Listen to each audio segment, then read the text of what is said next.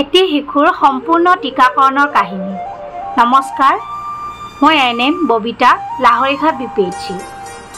এই কাহিনীটো আৰম্ভ হৈছিলে শিশুটিৰ জন্ম হোৱাৰ কিছুদিন আগতেই, অৰ্থাৎ শিশুটিৰ মা শেৱালী গৰ্ভৱতী হোৱাৰ সময়ৰ পৰাই। গৰ্ভৱতী হোৱাৰ পাছত সাধাৰণতে প্ৰতিগৰাকী মহিলাই এমাহৰ ব্যৱধানত TD1 আৰু TD2 বেজী লাভ কৰে। যদি গৰ্ভৱতী মহিলাগৰাকীয়ে যোৱা 3 বছৰৰ ভিতৰত এবাৰ হ'লেও গৰ্ভধাৰণ কৰিছিলে আৰু TD বেজীও লাভ কৰিছিলে, তেতিয়া তেওঁ এইবাৰ এটা TD বেজীহে পাব, যিটো হৈছে TD বুষ্টাৰ। শেৱালীৰ 4টা ANC সম্পূৰ্ণকৈ সময়মতে সম্পন্ন কৰা হয় আৰু তেওঁ সম্ভাৱ্য প্ৰসৱৰ দিনাখনেই লাহৰীঘাট মডেল হস্পিটেলত এটি সুন্দৰ দেৱশিশুৰ জন্ম দিয়ে।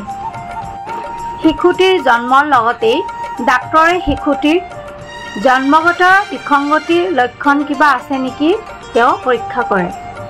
যদি জন্মগত বিসংগতিৰ লক্ষণ শিশুৰ গাত ধৰা পৰে, তেতিয়াহ'লে চিকিৎসালয়ৰ পৰা লগে লগে শিশুটিৰ খবৰ RBSক জনোৱা হয়। জন্মৰ লগে লগেই শিশুটিক চিকিৎসালয়ত vitamin K, BCG, hepatitis B 0 dose injection দিয়া হয় আৰু লগতেই OPV 0 ড'জ খুওৱা হয়। ঘৰত জন্ম হোৱা শিশুৰ ক্ষেত্ৰত 7 বাৰকৈ আৰু হস্পিটেলত জন্ম হোৱা শিশুৰ ক্ষেত্ৰত 6 বাৰকৈ HPNC কৰা হয় আমাৰ আশা বাইদেউ আৰু NM সকলে। তৃতীয় দিন, সপ্তম দিন, 14 দিন, 21 দিন, 28 দিন আৰু 42 দিনত সম্পূৰ্ণকৈ HPNC সম্পন্ন কৰা হয়। 1.5 মাহ বা 6 সপ্তাহত অন্য শিশুৰ নিচিনাকৈ শেৱালীৰ শিশুটিকো routine immunisation ছেছনত পেণ্টাভেলেণ্ট 1, OPV 1, FIPV1, PCV1 আৰু ৰোটাভাইৰাছ 1 টীকাকৰণ কৰা হয়। আৰু 2.5 মাহ বা 10 সপ্তাহত শিশুটিয়ে পেণ্টাভেলেণ্ট 2, OPV 2, ৰোটাভাইৰাছ 2 RI ছেছনত লাভ কৰে। 3.5 মাহ বা 14 সপ্তাহত শিশুটিয়ে OPV 3, পেণ্টাভেলেণ্ট 3, FIPV2, ৰোটাভাইৰাছ 3 আৰু PCV2 RI ছেছনত লাভ কৰে।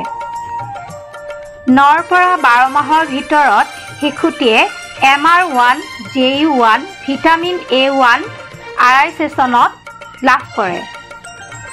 9 মাহৰ ভিতৰত পাবলগীয়া সকলো টীকা শিশুটিয়ে পায় ফুল ইমিউনাইজড হ'ল। টীকাকৰণৰ লগে লগে ANMে টীকাকৰণৰ সবিশেষ ইউইন এপত আপডেট কৰে। টীকাকৰণৰ সময়ত ANMে বিশেষকৈ 5টা বাৰ্তা দিয়ে। 1 নম্বৰ, কি টীকা দিয়া হ'ল আৰু ই কি বেমাৰৰ প্ৰতিৰোধ কৰিব। 2 নম্বৰ, কি পাৰ্শ্বক্ৰিয়াৰ সাধাৰণতে সন্মুখীন হ'ব পাৰে আৰু ইয়াক কেনেকৈ প্ৰতিহত কৰিব পাৰে।